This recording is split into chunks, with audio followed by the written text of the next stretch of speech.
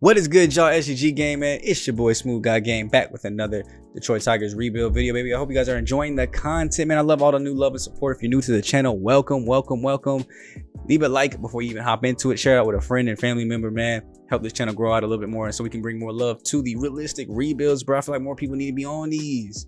Everybody's all about the fantasy series and stuff like that, but Diamond Dynasty. What about a good old-fashioned rebuild series, bro? This stuff is good, I'm telling y'all, and you can see it right here. We're building a great team. As you can see, Tree School Ball is 9-0, a 1.08 ERA, 31-29, and it's led to some very prestigious awards even coming to the team. Despite being in third in the division right now, we have a very good option for us to help out with getting up some really good people. You see Keith Clemens here has run Rookie of the Month for the month of May, going 7 home runs, 18 RBIs, at batting .322. But that wasn't the only thing that he won. If you go back to April, he won that one as well. 6 home runs, 14 RBIs, batting .353. And Tariq Skubal won the Player of the Month or Pitcher of the Month, going 5-0, 33 Ks, 1.24 ERA in 6 of his starts. So, I mean, we got some very special players doing some very special things, especially the Rookie of the Year conversation. As I wanted to, saying that, I wanted to go check out the awards to see if we had anybody like front runners. And Tree Skubal is a front runner for CY Young right now, being 9-0, having an ERA below 2, having a lot of strikeouts, so that would be special for us. Rookie of the Year right now is given to Keith Clemens, 13 homers, 33 RBIs, and right behind him is Morris Jones. I mean, average is still high for him as well. So I mean, Keith didn't come up this year, it probably would be Morris's, but we got two guys really battling it out for that, as well as some Gold Glove awards here. You see Tree Skubal, Eric Haas is third for catchers. Nobody at second base or first base. Nobody at third, short. Nobody in the outfield really. Silver Slugger for DH though, CJ Cron somehow with his 9 home runs. I wish we could see more. I'm trying to get somebody that actually hit 30 home runs on this team for once, and it looks like we're gonna have to go to free agency to finally find that. As you see, Gleyber Torres is winning for second base there with 12 of them things. Keith Clemens for shortstop with 13 of them things. And in the outfield, we didn't really have anybody, but I did want to just do a quick little look at the awards and stuff like that, because that kind of stuck out to me that we had so many awards that we were actually winning despite the way the team is this year compared to how we were last year. But in today's video, you guys can tell by the title, we are going to be checking out two of the most historic parks in baseball, kicking things off here in Boston. I would say beautiful, but I'm a Yankees fan, so in the terrible city of Boston. Sorry, Boston fans. At Fenway Park, man, I'm trying to hit these balls off the greenway, or I said the greenway. I'm asleep off the green monster here in Fenway. Facing up against Garrett Whitlock, 13 starts at 4.8 ERA. Should be able to maybe tee off against this guy if this offense is on today. He's going to get things kicked off with Morris Jones. Now, how many times have you seen that to a rookie batting at the one spot and then being backed up by another rookie? Both are two rookies that are leading those rookie conversations, leading the team in a lot of categories, are hitting 1 and 2. And unfortunately, have those same 1-2 combo here as they both ground out to start out the ball game.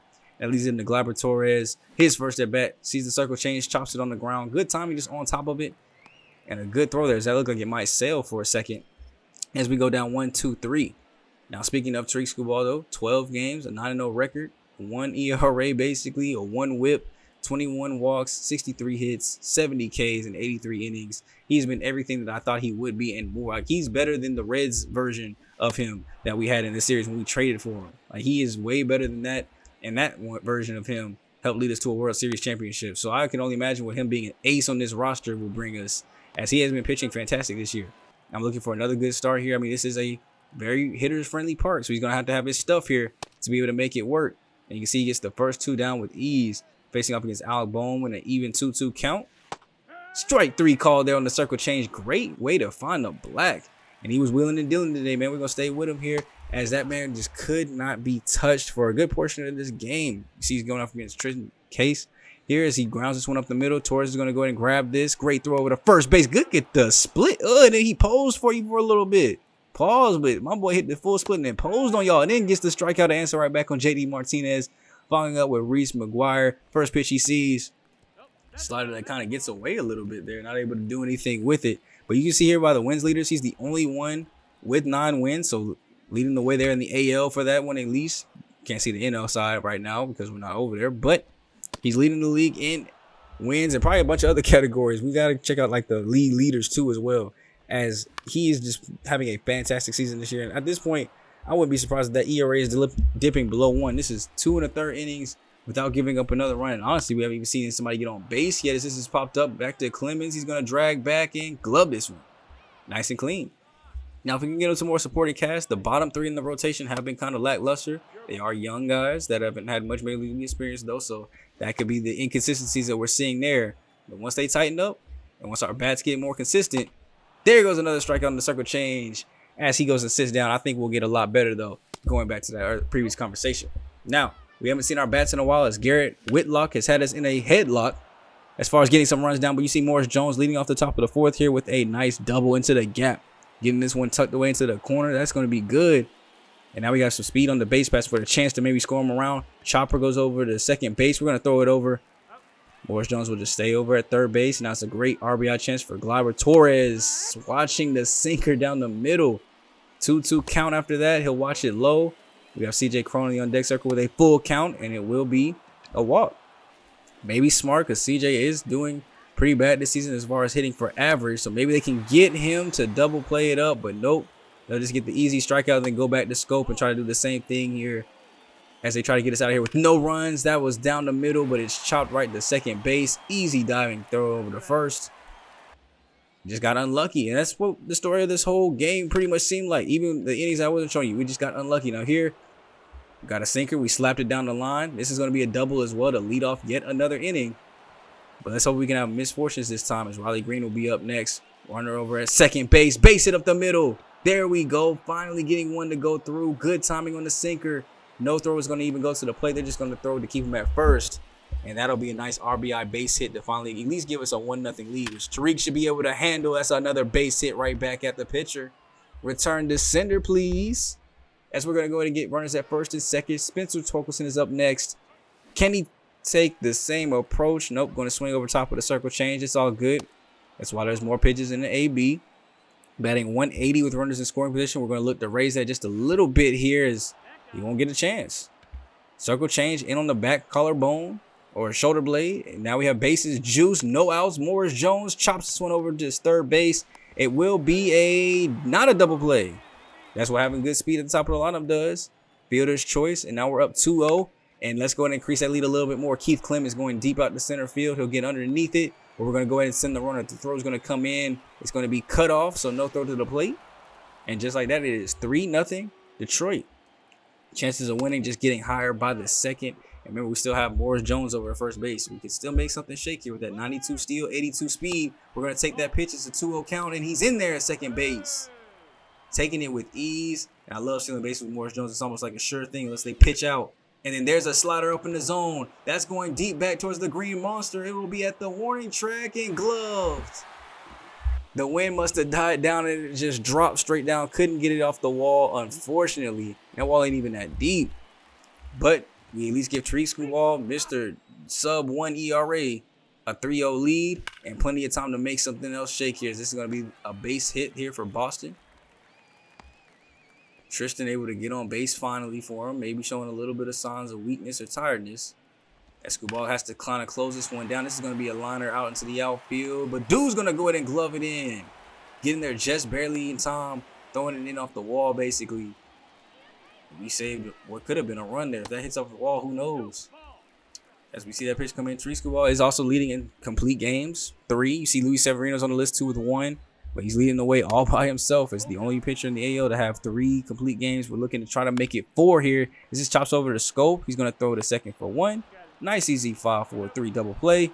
And with that, that's 5 innings strong. We're going to go bottom of the 7 here. 74 pitches through as David Hamilton coming up for at-bat number 3 of the game.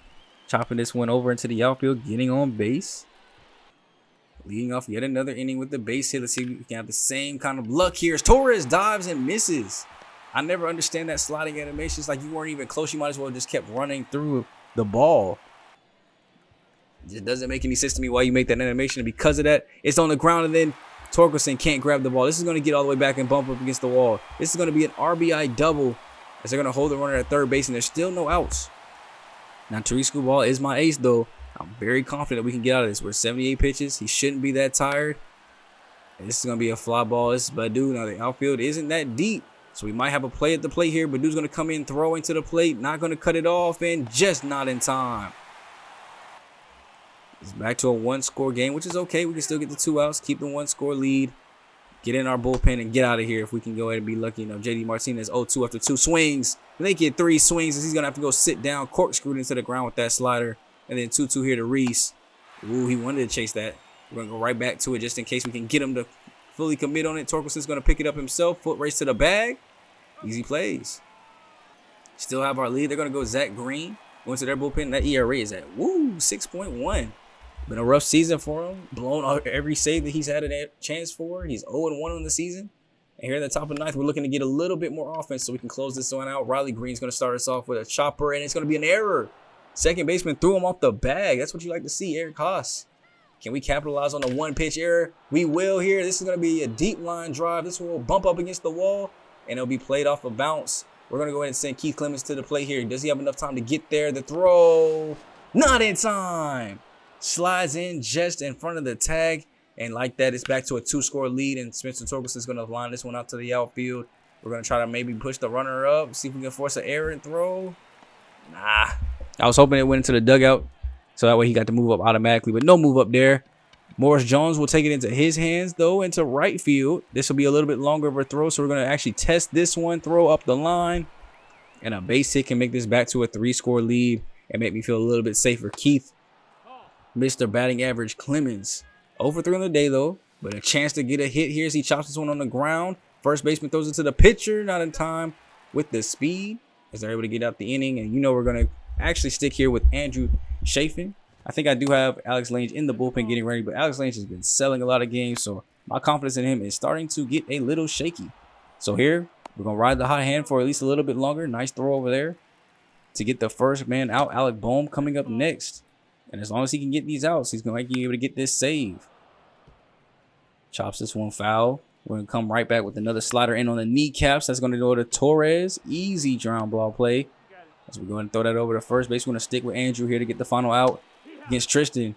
Because that slider has been working. That's strike number 1 called. That's strike number 2 fouled off. Let's go ahead and answer right back with a little chop sinker on the ground. Torkelson makes a great sliding play there. Takes it himself. Great victory here for Detroit, man, as we go ahead and take down Boston in their stadium. We hadn't played here yet. I actually do. I don't like Boston, but I like the stadium. I come here and mash all the time. Now, I didn't get as many hits and runs as I thought I would. I thought I'd be abusing that green monster, but every time I tried to, I got unlucky with the ball placement. I'd have good timing on it, be perfectly aimed at the wall, but they just catch it and we'd have to move on. So great game here, though, 4-2. You see Tariq Skubal getting win number 10 on the season. Chafin gets a save, 7 innings strong, 9 Ks, 2 earned runs. Our bat's kind of cold. All the hits came at the bottom. Badu, Green, and Haas all with 2-hit games, and then Morris with his 1, but everybody else went 0 for it here today. Clemens getting his 34th RBI. Jones team lead, 18th double with Akil Badu right behind him at 17. And then you look at Chafin, 2 innings strong, 1 strikeout, and Scribbal's ERA ends up going up a little bit to a 1.2, but still sub 2, still sub 1.5, so we're not stressing it at all. Now, we won't be playing every game in Boston, of course. You know, we got our critical situations to go ahead and get through the rest of the series, but we will be getting into the game against the Yankees too. Yes, we're going to the Bronx, and we will be playing in their stadium next. But first, before we get there, we have critical situations to get to, baby. And Luis Severino, a day after Tariq Skubal goes on balls, has a chance for a shutout here in the bottom of the ninth, facing 2, 3, and 4 for Boston. Alec Bohm 0 for 3 for the day already. And we're looking to make it 0 for 4 and get Luis Severino out here for his 2nd complete game of the season and a shutout. 1-2, swing. He takes this one into the gap. Can Green cut this off before he gets to the wall? He will not be able to. So it's going to be a slow roller that'll bump up against it. 50 speed might be enough to try for third, but they're going to hold in. Not going to take it too far. They're just going to hold in at second base. No out still. And Rafael Devers, who I don't even remember seeing yesterday in the entirety of the game. So they must have had him on the day off, thankfully. How close that game was, who knows what his bat could have did. So we go ahead and choose the walking pitch around him. Just be careful and get a double play right after that on Jock Peterson. Great work there by the defense. And just like that, 2 outs, Lane Gillespie is up next with their final hopes of making some type of comeback in this one. With 2 outs, you need 8 runs to win it, at least 7 runs to make it OT. Or not OT, but extra innings. I don't know if I'm liking my chances right now. Now, thankfully, they have a 1-2 count, so we're going to go back upstairs with that cutter again. And this one is popped. Skied back towards the wall. We're going to be able to make a play on it. It will bounce up against the wall. It had the arrow on the ground as if it were going to come down right into his glove, but it bounces high up against the wall. just barely missed the home run, but they do bring a run in. And with that, he was already tired. Pitch count was high. Shutout's gone. We'll just bring in Jordan Hicks, see if we can lower his ERA, get a quick out real quick, and go ahead and end this ball game against JD Martinez 2-1. Watches that sinker on the outside part of the plate for the evened up count. Trying to get him to chase the slider low, but he's not going for it. So we're going to try one more time. 3-2. Call strike number 3. And just like that, we take the first 2 games in Boston. This is 7-1, so we'll at least win the series out here in Boston. But we're going for that series sweep. Can we go ahead and take care of it? It's Luis Severino, only 8 and 2/3. Wasn't able to get the complete game or the shutout. Sad to see, but we definitely didn't want to give up this game. Why not do anything risky? He's going to get that last out when we need it. He's 7-2 now in the season as we ended up beating Nick Nastrini. Yes, he's the one that gave up all them hits and them runs. As you can see here, 7 hits, 5 Ks, 2 walks for Luis Severino already. CJ Cron 2 for 4, home run, 3 RBIs in a run. Keith Clemens had a home run too as well. As you can see, a lot of 2-hit games here. A 4-hit day though for Riley Green, 4 for 5 and an RBI. That is an amazing day there at the bottom of the rotation. 16 RBIs. You see the RBIs. I wish they were just a little bit higher. You see CJ Cron, probably a team lead there with 3 more, getting up to 43. Still wish the things would go up a little bit more, because we just need more production and more RBI, more runs coming in. I feel like we're not scoring enough from the offensive standpoint. Pitchers are doing good. It's like you see that goose egg over there against Minnesota. We ain't scoring enough. Now here in this Boston series, we seem to be. There's another game where we score 6 runs. We're up 6-5. We had to drop 4 in the top of the 9th though, so these all came late. But now we got to see if we can go ahead and walk out of here with a victory. As Rafael Devers is 3 for 4, home run, 2 singles. We have to pitch him carefully, Lange. You've already been struggling this season. I don't want to see no more struggle. As you can see, they got the AL playoff pictures down below. Predictions: Blue Jays, Guardians, Astros, Yankees, White Sox, Angels. So they disrespecting us. They said we ain't gonna make it. That's crazy. We're gonna show them wrong as we got the first out, and then Devers swings and misses upstairs, getting out number 1 there. Jock Peterson 2-2. He pops this one up. Jones gonna have just enough speed to get there. No, he's not. Misplayed the ball, maybe a little bit of a bad angle there. That's going to be a 1-out double. He's going to go to third base. Throw will go in. Got him by a mile. That's what happens when you get a little too greedy, kids. He should have just took his 1-out double instead of trying to stretch it to a triple. And because of that, look, that base hit probably could have scored him. They had the top ball game. But because of it, it's 2 outs with JD Martinez now on first base. And it's up to Ronnie Mauricio. 0-2. Gets that ball on the outside. Takes it. Next 1-2 though. Trying to get him to chase something, not trying to just lay it in over the plate for Alex. But he gets the call strike there on the sinker, froze him with it. That was a beautiful pitch, by the way, right on the inside edge. Not even on the black, but all the way in the strike zone, but it moved into the strike zone. That's a beautiful sinker. That's how you want them to look. As we go to get this win, Akil Baddoo player of the game with this grand slam, it looks like, in the 9th. 2 for 5 home run, 4 RBIs. Yeah, I got to get that. We only had 1 other RBI from Spencer Torkelson. I don't know how we scored the other run then, but yeah. Akil Baddoo, game-winning or game lead-changing, whatever you want to say it, grand slam in the top of the 9th to take over the game. And then Casey Mize, pretty bad start, 4 2/3, 4 earned runs. ERA still below 4, but wasn't even able to make it 5 to at least qualify for the win. So they'll give that to Tyler Alexander, who is now 6-2 in the season. So great long relief work from him. He's actually showing up again. As we look at the standings there, you see we're 4 games back of the White Sox, only a half game behind the Guardians, but those boys are actually playing this year. That and the fact that we're actually slacking off this year. We're nowhere near where we were this time last year in terms of record. Last year must have been one of those Cinderella type of seasons because everything was working together. This year, I feel like the only thing we're really missing is power. If I feel like we have more power, or at least a designated power hitter like a Rafael Devers, a Juan Soto, trying to think of some other just power hitters. It's like that guy, Aaron Judge. Like if we had a guy like that, it'd be easy work. That we'd at least have more home runs, more RBIs, but we don't have that. So we're having to scrape by for our runs in every single game. As this one's a wild pitch on the ground, throws over the third base. Got him though. Wild pitch turns into a blessing in disguise. As I was trying over to talk about what our struggles, look at this. Wild pitch gets away from the catcher. Eric Haas throws it over and not enough speed trying to get over to third base. And that erases the extra inning runner. Now Alex Lange can pitch a little bit more freely. As Rafael Ortega is now in an evened up 2-2 count. He watches that knuckle curve away. Not able to get him to chase it. Let's go back into the zone here. Blows the 4-seamer by him. He'll have to go sit down. And next up is the man we were just talking about, Aaron Judge. And we definitely don't want to tie this game up by being stupid. He's 1 for 4 today, so we're going to pitch carefully as to not leave anything too far over the plate. That sinker was even a little bit too much over the plate. Got a 1-2 down to the last strike tonight. Swings and misses on the inside sinker. He tried to make it happen in one pitch. Couldn't make it work. And I don't know about y'all, but that is another W. We go ahead and go to New York. I know we're going to get to a full game here in a second. We're just going to hit the critical situation first this time. We're not going to open it up. But we still open it up with the same way. W here. 4-3 win. Only 6 hits as a team this time around. Ronnie Garcia getting the dub, going 4 innings to do it. Wow. Why do we have the bullpen in so long there? I mean, we did score in the top of the 10th, though. So, I mean, it was going to go to whoever pitched last. But Morris Jones at the top of the lineup, 2 hits. Everybody else kind of sprinkled in 1 and a bunch of goose eggs. Hernandez is even in the game today, hitting his 2nd double and 3rd RBI of the season. Jones is 32nd. Matt Manning, 5 innings, 3 earned, 4 Ks. Not a bad start. Wish the earned runs would go down a little bit. But, I mean, ERA is still below 4. So, as long as he can keep it in that range, we'll be all good. And now, y'all see it. We're in beautiful. Yes, because I'm a Yankee fan. We came beautiful this time. Yankee Stadium, bro. The home of legends, the home of championships. Just wait till they struggle.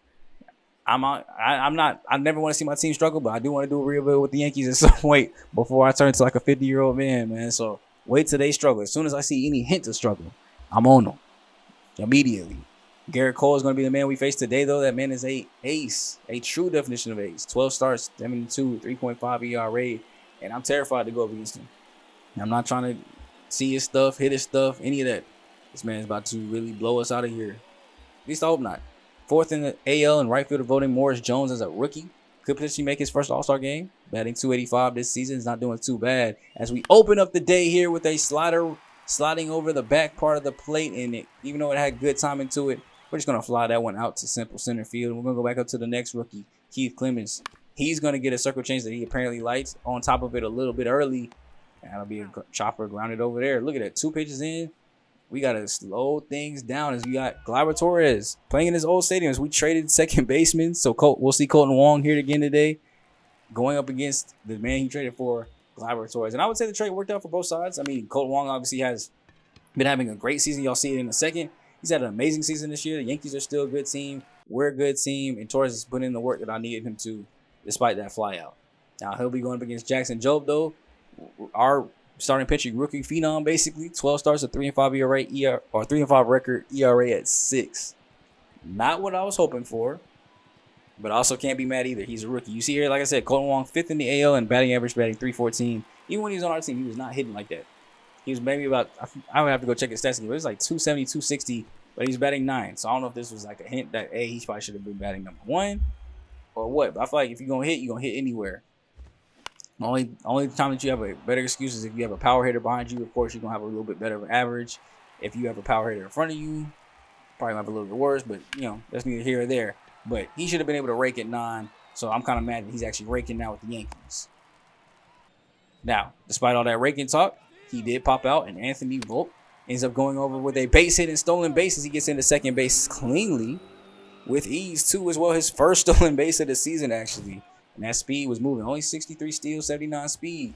So he can't move, but he won't be taking third base as Aaron Judge grounds this one on the ground. Very rare to see that ball not fly in the air. And Marcus Semien. I hope I said that right, too. I'm about to get flamed. Yeah, Semien. Batting .216 at the 4th spot. I'm not even afraid of you, even if you have power. But curveball just missed on that one. Jackson Jobe couldn't locate it. And we have runners at the corners now with 2 outs. Got to work on his control, his confidence, and that was a beautiful 4-seamer, right where we needed it to be. Against Anthony Rizzo's second pitch was right where we needed to be too as well. And this will be a pop fly that will go ahead and catch to end the inning. Oswaldo Cabrera is up now, batting .247 on the young season. This Yankees roster or lineup is just packed full of great talent, great hitters. I mean, I might be biased, but Jackson Jobe definitely has his work cut out for him today, especially being a rookie coming to go up against this. I can see if it was Tariq or Luis Severino, but being a rookie and having to face this is not going to be a tough task. But hopefully we can at least drop that ERA down below 6 because I want to get it out of that range. I want to at least have him finish with like a 4 at the best. You know what I'm saying? Like a 6 is going to be embarrassing. A 5 is still pretty like, oh my gosh, what were you doing? Maybe we should have sent you down AAA for more development. But he's up here to stay. Rotation definitely doesn't have enough guys to kind of deem pushing him further back. But it does maybe look into the intrigue of maybe looking at more starting pitchers that could have like A potential or be MLB ready possibly. So we'll have to look at those different possibilities as we get closer and closer to the draft. So far today, he's had a clean first 3 innings. We're going to go back to the bats, who have also been shut down by Garrett Cole and You can see why that four-seamer just blowing by guys. CJ Cron coming in for a second at bat, 0 for 1 the first time around, but takes the second cutter he sees. That will be a deep fly ball out into left field. Solo shot for CJ Cron. Not a team leading, but it definitely will at least push him up to 11 now this season. Not even going that far. Didn't even touch 400 feet, but absolutely got every bit of that cutter that he could. And we finally see one leave the yard here. For the first time in a while, CJ Cron making it happen and giving us the 1-0 lead. And hopefully Jackson Jobe can hold it down. I'm not expecting a complete game shutout, but if he can give us, 6 innings strong, and we'll just go to the bullpen and allow them to finish it up. 1 run could do it. Because getting 1 run off Garrett Cole is pure luck. Now we have Riley Green coming up, 2 outs. Run at first. Good hitters count right now with a 3-1 look here. As he takes a 4-seamer upstairs, probably could have took that one. That wasn't exactly the best pitch to swing at. Pops it sky high, and it's gloved in. Thanks to CJ Cron, though, we now have the lead and something to work with. Maybe give Jackson Jobe a little bit more confidence, to be a little bit more sure of himself. As now he has to face off against the bottom part of the order to just get through 5. You got to get through 6 to make it a quality start, but if you get through 5, you still qualify for a dub as Max Muncy drops this one right into the gap there. We're playing a little bit with the shift, so Jones not exactly in center field. As the throw will come into the cutoff man, we'll at least hold him to a double. And there's good possibilities to get out of here without scoring a run. Young all-star or young phenom Jason Dominguez is coming up now to hit. Hasn't been hitting too well this season in the game. Hopefully that doesn't happen in real life. But here he has a simple sac fly out to Jones, the deepest part of the park, all the way up against the wall. Almost took that 1 yard to center field out there with the photos and the memorabilia and the statues. Putting it right up there with friendly company. But just short of it. Jose Trevino up next as he takes strike number 1 there after being a 3-0 count. And we'll just watch the top part and go on and walk. So we'll have to face off against old Detroit Tiger Colton Wong. I was hoping for a ground ball, but I guess we'll have to take the fly out, concede the run, tie up the game. Yeah, that throw was way off. I was going to say maybe we get the throw in. Nah, that throw was way off and way behind, all the way back in the wall. So at least it's a tie game, though. We just got to get out of here with it. Just being tied, give the offense some time to wake up. If we start taking pitches and really working at bats, maybe we can just get Garrett Cole out just being tired. Maybe we can hope stamina goes away. Because, we have 5 hits right now. We're getting hits off of them. We just need to start stringing them together. As we go ahead and start the top of the 6th, Cole at 47 pitches and first pitch swinging again. But it's hard when it's right down the middle. That will get down in the right center field gap. Bump up against the wall. The throw will come in quickly to hold him at second. But now we have the same situation they just had. Now we just need to get him over, get him around, and take the lead back. Laboratories with a full count. Checks his swing. They're going to say he went around. No check over to first base. Interesting. I feel like it's like one of those things like the NFL reviews every scoring play and every play under 2 minutes. I feel like you should always go down for a check if it's a strikeout call like that. But they go ahead and call it. We get a ground ball right after, and then Jonathan Scope gets froze on that 4-seamer upstairs to start the count 0-1. Pops up the second pitch he sees, realizing he can't just take those ones all day. And we get out of that situation, still not giving up any runs. Me being smart, though, Jackson Jobe's energy was running low. So I go ahead and go to the bullpen. After 6 strong innings, only left up 1 run. You got to give it up for him for a Yankees lineup this loaded to only come in and give it 1 run, 3 hits. I was proud of him. Really wish you could lower your ERA based off of energy and effort off of your opponent, but can't do that exactly. So I have to go to Jordan Hicks here, coming in and try to close this one down. He was a very clutch reliever for us last year. I think it's just a small sample size, hasn't pitched that many innings, so hasn't given up runs, but not enough innings to kind of lower it back down. So I was trying to lower the ERA for him, but that long home run will do the opposite. 2-run shot out here in Yankee Stadium, and that ball was way out of here. Jason Dominguez's 2nd home run of the season. I wouldn't even say that as the 2nd of his career. But he just gives the Yankees the lead here, going back up 3-1.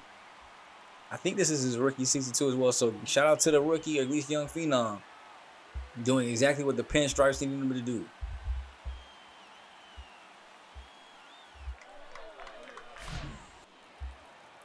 Talk how iconic, but how basic the Yankee uniform is too. It's literally just pinstripes with the logo. It doesn't say the city or nothing, but like it's just so iconic, so great, so glorious. 27 championships, can't nobody beat it. But now we have to hope that our bats can at least beat them here today, so we can bounce back in this game. Down 3-1 still as we go to the top of the 8th. Spencer Torkelson trying to get things popping off, but lazy fly ball to right field. And then we answer it up with Morris Jones getting another hit. This one in the right center field gap. He's got the speed to make this one into an easy double without it even touching the wall. I guess you could say they're lucky it didn't reach the wall. If it did, that might have been a triple. And now we're going to steal off for third base. We're going to go and take strike number 2, and he didn't even have time to throw. He dropped the ball. He was so scared. So now Keith Clemens has an easy RBI chance here.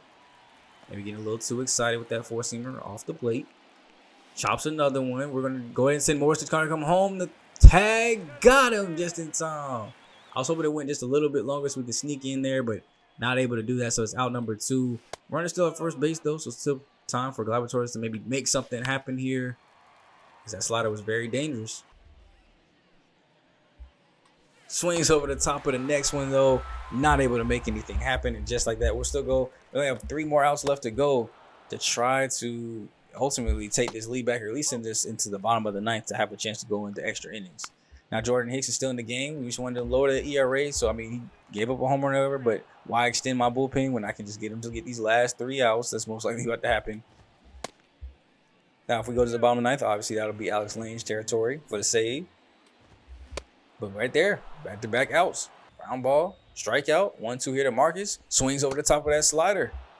Easy 1-2-3, and now we have to face their closer, Michael King. 17 saves and 22 opportunities, so not doing too hot himself.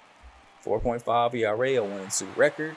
So there is opportunities here, especially against righties, batting well over 300.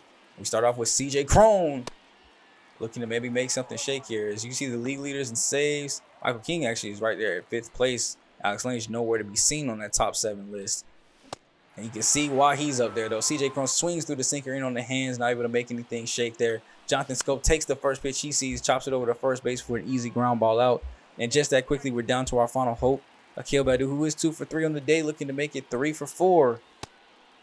Showing some patience as we go ahead and take that sinker low and away. Watch another one low and in. This one called a strike this time, so evened up count for King. Throws it, gets the sinker on the low inside corner again, froze him. 2 back-to-back pitches in the exact location they needed to be. Nothing much he could do with it, even if he swung. You just got to swing, I guess, hope to foul it off, because the Yankees are able to walk out of here with a W. I think that ends our 4-game winning streak that we just had after sweeping Boston and taking game 1. So they take game 2 to tie the series up. We'll have to see who wins game 3. Garrett Cole walks out of here with an 8-2 record. Jordan Hicks getting the loss for this time around, 1-4. No harm put on our starter at all. CJ Stevens gets played the game. He had to walk, not the walk off, but go ahead 2-run home run to kind of put them up. C. Morris Jones, 3 for 4 on the day. Akil Badu, 2 for 4. So really good game out of them, but a lot of offers throughout this lineup. Crohn's 11th and 44th RBI of the season. Jones is 15th stolen base, and Jackson drove 6 innings, 8 Ks, which was pretty good. Lower the ERA under 6 finally, down to a 5.6 and only 1 earned run. That's exactly what I could ask for from him. It's just, had such bad starts to begin the year. It don't even matter no more. You go ahead and look at the pitcher analysis here. 64% of his pitches were strikes. The curveball was very low. 31% of his curveballs were in the strikes. So you can see a lot of these missing locations, being taken way out of the zone, not even close. 2 of them did get a whiff in them, but most of them were not even looked at. You see some of the spread here, a lot over the plate, left out to be undesired. But I definitely would want to see him make a better effort to get that curveball under control. We got to work on his control on that one, because if we can get it right, that can be a great strikeout pitch for him here in the future. You see some of the weak hits, the hard hits that they had. I love how in-depth this pitcher analysis really goes. It really kind of shows you every little detail that you would want to know about somebody's pitch. It shows check swings, balls put in play, choppers, fly balls, ground outs, chase pitches, so you can know what kind of start that you were having. Look at all the chase balls that he had. 0 for 9 on those chases. Barely in them curveballs. We need to work on the curveball control. And once he gets that, I think you'll start to see his ERA drop a little bit more. Another week of scouting here in the books. As you see, Lee Chang, not who we thought we were at all. Overall looks pretty low. Potential's not even going to be there. He's moved to unranked on our draft board. Not really much of anything good there. I mean, the power right was still had a decent chance there. Michael Sabarori has high potential. Contact looks like it'd be above average, and he's going to be mainly a defensive guy. So, I mean, you can kind of look for that. I'm looking for power. Just have yet to find it at all in this draft. Like, anybody that has any hopes of power, I honestly find it really hard to find non-pitchers that are actually good people to draft, especially like near the top of the order. Like a lot of these guys that are really good, you see Chad McGowan here, 25th on our board, 3rd overall, but there's a lot of blue, a lot of well above average. Marcus Bennett here, just blue all over the place, greens, yellows. The reds are in things that you don't really care about, and even with the oranges too, they're like things that you're okay with because the other stuff is blue. Now, not every starting pitcher is like that, of course, and of course you want to see where they're coming from, so that way you can kind of pick a general area to try to get more more people scouting progress going up instead of just focusing on one person. But it's so hard to find position players that are actually, in my opinion, like a Morris Jones, like draftable, a potential solid starters for the future, or at least come in like Keith Clemens and be ready to go. I think we really got lucky to get 2 of them in the same draft, because I have not seen anything here with anything desirable. Like even with Dan Pearson right there. I mean, there's a couple of greens, but nothing that really stands out to you here. I see a lot of red. I mean, the potential's there, going up from 65 to 99. Here it goes up to only up to 86, but he actually has power, which is something I'm looking for. Defense is okay, so I wouldn't be mad at maybe potentially looking at, you know, some catchers from that area to just to get a little more information. So international catchers, starting pitchers in the West again. Then looking at Michael Sabori here, because at 70-94 potential, I want to see what it ends up shaking out to be. So that should get him to 100% scouted, and we'll know more. Maybe the ranges go up for the power or vision or something like that. But contact, he's got the defense. I don't even know with that vision if that would be a good pick, but if he's got the potential, I might see it, because that means that everything can go up a little bit. So we'll be simulating a little bit here. As we see, we won game 3 there against the Yankees, won the first 2 against the White Sox, ended up losing the last one though, 7-5. So I didn't want to play that critical situation there. Here's a walk-off opportunity that we will jump into here. Bottom of the 9th, 2 outs. Baez is up at the plate, coming in, I guess, for a little relief here, as we have a runner at second base here. And that is not how you want to start it off at all, with a little strike at the slider on the inside, chops a sinker on the ground, and that throw will be thrown over. And just like that, we'll have to go to extra innings already, so we won't be walking it off like a slugger today. We'll have to be taking this to extra innings, where Tyler Alexander is on the mound for us right now. 37 pitches in, so he's been in here for a good minute. Hopefully he doesn't get too tired here as we get the pop up, as Matt Verling is over playing first base, so it must be a complete platoon day. So we have a lot of backups in, it looks like, even backup pitchers, because the relievers are in. As Green makes his play in the outfield, not deep enough to make a play on it. Scope is at least at third base, so we got those 2 in at least. And now with 2 outs though, they're down to their final batter here for an opportunity to score their extra inning runner, as it's Lorenzo Cordova. Full count, and he'll go over to walk over. Lewis Roberts Jr. up next with an evened up count, 2-2. Fouls that one away down the line, almost hitting the third base coach. Had a dodge for his life. They wanted the sinker. We got Andrew Chafin in now, trying to go ahead and close this one out. And he will do just that with the 4-seamer, striking him down. And now it's our turn with the runner at second base. Morris Jones is going to come up against Scott Alexander for the White Sox to try to go ahead and get us one. He's going to lay down a little drag bunt. It's going to get up the line. A perfect bunt throw will not be anywhere close, as that will be a base hit. Bunt single. So now no out still. Runner at third base, Riley Green. I just needed more loft on that slider. If that even gets to the outfield, we win this game. We can end it right now, but because of that liner, we'll have to go to Gleyber Torres, who gets the same exact pitch, different result. It'll go down in the outfield. Probably would have even scored Jones if we needed it to, but we go ahead and just get the RBI base hit there to walk things off. Baez is lit. He turns up at the plate, and we're able to go ahead and walk out of here with a dub. Detroit, stand up. We are looking great right now. We're going on a little bit of a winning streak. The beginning of June is looking good. Andrew Chafin walks out with a win. You see Eric Costu for a double and an RBI. We are looking very good here as we win this game 4-3. Keith Clemens had a 2-hit day. Wish we could have got that third one there, you know, get things moving along, but we'll take that one. 2 RBIs, get up to 39. Tariq Skubal had to start today, actually, giving up 3 earned runs, which is surprising. ERA goes up just a little bit, and only 3 Ks.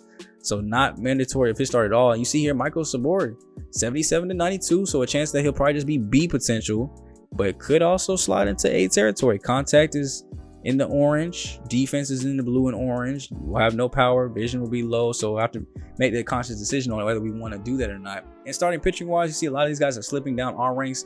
They're still high on the MLB board, but slipping down our board ranks. It's kind of seeing where the potential lies here. You see not as much blue here other than just, you know, his stamina in the future. Here with Pat Botts, same kind of thing. He's got at least green with the control, but a lot of yellow, a lot of orange mixing in and out of there. So the potential is up though, still at around 98, which some of these starting pitchers don't have that much good potential. So it could be something to look out for. I definitely want somebody that could be, you know, another Tariq Skubal for us. You know, a young guy with A potential that could come up and be good, but not just start out at 50s like the 2 that we already have on the team. I want you to start out, you know, at least 60 something, you know, 70s maybe. We got Leo Franco, but he's got B potential, but he started out at 65, you know, something along those lines with the A potential though to go along with it. So we're looking at catchers internationally, starting pitchers internationally, and then looking at Geraldo Ortiz as he wasn't an international catcher. So we're going to look at him fully scout, or trying to fully scout him to get him up to 70% to see what he's got going for us. I kind of like the skill set a little bit with the defense that he had going on with the contact. And we're going to get basically straight through yet another week.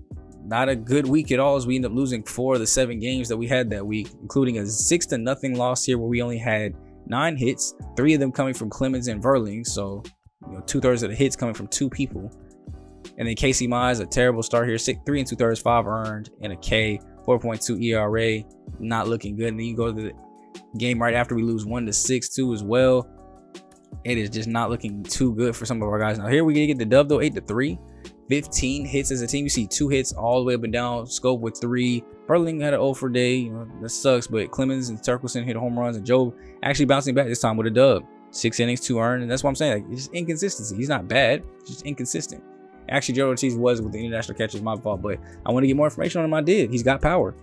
He's got decent defense. Contact's okay. Vision is kind of low, but he's got power. Exactly what I wanted. Now his potential only puts him probably about like a C.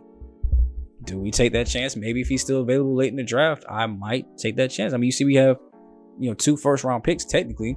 I might take him in the 3rd round then, if he's still there, or maybe the 2nd, depending on what the board's looking like. Now I'm looking for some second basemen too as well that might have high potential, because who knows what's going on down at AAA with Jace Jung. So looking for some guys that might be able to step up and take over that role, as well as we're still not done with catcher. I'm still trying to look for somebody that I'm way more sure about, even if it's not a power guy, but somebody that has at least a potential. So that's what you're looking for. You're looking for the guys that have a potential, guys that can come up and be contributors, starters. B potential, you can still do that, but you do still need a little bit of luck. You probably need a little bit more time. But you see where Morris Jones is right now with that A potential. He spent 1 year down in the minor leagues and he's ready to contribute, and he's up there fighting for Rookie of the Year.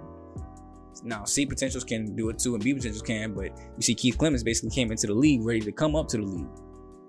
1 year down there, now boy's killing it. Now you see some of these starters have a lot of greens going for them, so I go ahead and put up 3 straight players here for this time around. We've got Steven Gomez at second, Adrian Chavez at catcher, and Kevin Macias at starting pitcher, because he had a lot of blues working for those per 9s. So as you can see, we're going to try to get through yet another week here. Somehow we lose to Philly 2-7, lose the series overall, but at least we broke up that losing streak to go ahead and win the game 2. Then we got a series here against Tampa Bay to go ahead and end out the week. Fixing up some stuff here with the AA level. Garrett Hill ends up coming back from his injury. We lose game 1 0-3 behind Casey Mize again, being inconsistent, but our offense only 2 hits. Goodness gracious. CJ Cron had one, and Spencer Torkelson had the other. But other than that, nobody touched field. Like, I didn't even go to the pitching stats after that one. I'm not even gonna blame that L on Casey Mize. That is not going on his name. As you can see here, 67-89 for Steven Gomez. Adrian though, only 84 potential, so probably about a B, but the contacts are still really high. So that's something to be happy about. Eli Carrera here at starting pitcher. Luis Torres, you see, blew almost everything. So definitely somebody I want to look at. Steven Gomez still has this good contact, and vision going to be great.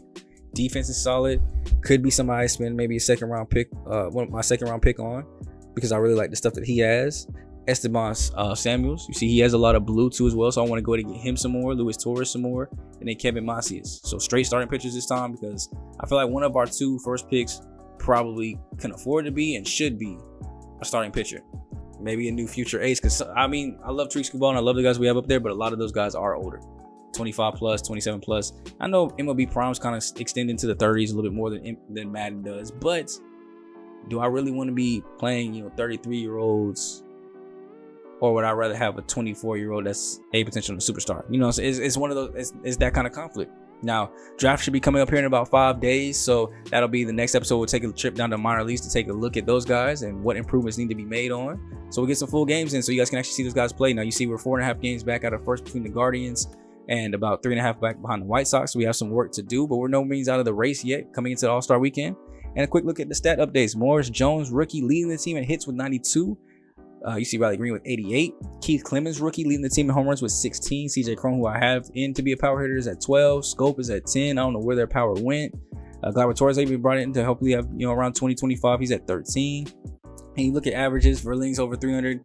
Keith, Riley over 300. 290s range for Morris. 280 for Akil Baddoo. But everybody else basically 270 and below. So some work needs to be done on there. On base is looking pretty good though. I mean, a lot of guys well above 300. That's at least what I feel like is a good mark. Let me know down below what you guys would consider a good mark for on-base percentage. I'd say anything above 300 still, as long as it's above your batting average is good. Keith Clemens leads the team in WAR 2.8. ISO, he's the only one well over 200. He's at 270, hitting 14.8 at-bats per home runs. I definitely think he should be in the home run derby. We'll see if he gets enough home runs to slide in. We go to the pitching side. You see Tariq Skubal is 12-1 this season, 99 Ks, getting close to 100. Luis Severino as well with 92. You can see their ERA is 2.18, 2.5, a 1 whip and a 1.1 whip. Those guys are doing excellent at the top. It's just the other guys. Jackson Jobe, 5.56 ERA, leading the team with the highest, 1.82 whip going to Alex Lange. That's not going to fly out of my closer. You can see the quality starts to game started. 7 of 17 is not going to do, and 6 of 17 is not going to do it. It's the back end of the rotation that has to get better. Despite having some complete games and a complete game shutout from Matt Manning, they have work to do. Earned runs, see Jackson Jobe with 55, 13 home runs given up. Matt Manning 16. Those numbers have to get lower. Tariq Skubal had a 3.8 WAR leading the whole team. 7.6 strikeout per 9 is not too bad. I want to look at my walks per 9, see if anybody's heavy on that. Home runs per 9 is mostly just in the bullpen guys. None of our starters are really up there for that, which is surprising to me. FIP numbers are looking okay. Like Casey Mize is even at a 3.6 FIP. So his advanced numbers are looking good. Just not the numbers that I need to look good are not looking good. And with looking at all those stats and kind of looking at the lineup was kind of suggested too, I'm changing it up a little bit to see if maybe we have a little bit more success. Moving Jonathan Scope to a 3 spot, that's where he had more success last season, and switching him and Gleyber Torres, and just hoping that one kind of tweak maybe can make the offense go. Like I said, Jonathan Scope, when we put him there, he was hitting, he led the team in home runs and led in the batting average. Now, that was my first original thought, but also too, you got to look at what they're doing currently in 207 at the 3 spot when I have a guy hitting 300 and Riley Green. Kind of made me question that, so I do go back and, end up changing it here too. Just go Morris, Keith, Riley are honestly our 3 best hitters this season. I'm just going to put the 1, 2, and 3, and I'm hoping because them guys are getting on base, it'll give CJ Cron and Jonathan and Gleyber chances to get RBIs to get those 3 in. If 2 of those 3 are getting on base every single time, that's 2 free RBIs for at least one of those 2 or 3, and the innings maybe can start to fly by and keep going. If guys at the bottom of the lineup get on, that's 3 solid options to bring one of them around and keep the inning going. So that's what I'm thinking with that. Let me know what you guys think about the new lineup, if you guys agree with it. Let me know if you guys are ready for draft time, man. You know how draft will work. We will go ahead and get through. Well, next episode will be the minor league business down below, and we'll basically get right up onto the draft. Episode after that will be the draft and all-star weekend. So we'll obviously have the futures game before the draft this time, so I don't forget. We'll do the draft. We'll come back, hit the all-star games, and we'll go ahead and play and end it off before starting back on the all-star weekend. Kind of play our way through the season. We're in a good position with playoff fights right now, so we might not go as fast to see if we can slide in as a wild card or come back and take this division. So if you guys are ready for all of that, leave a like, comment, and subscribe for your boy, because more episodes will be coming out soon. We're posting this 3 times a week. If you guys are not familiar with the schedule, it is going to be, I believe it's Wednesday, Friday, Sunday that these babies drop, I believe. Just turn the post notifications on so you guys know when the videos are coming up. Then you don't have to worry about the schedule. Just know 3 times a week they're going to drop. Go ahead and come back and check out the series, man. And Madden is on the way too as well, so don't forget that as well. We will be making the series work with Madden. But just know we will have 2 series coming to the channel very, very soon. So more content for you guys if you guys are enjoying. I'll catch you guys in the next one. So my boy SGG, aka the King of Games, aka GM Smooth, aka SmooveGotGame. And I'll catch you guys in the next one, man. I'm out.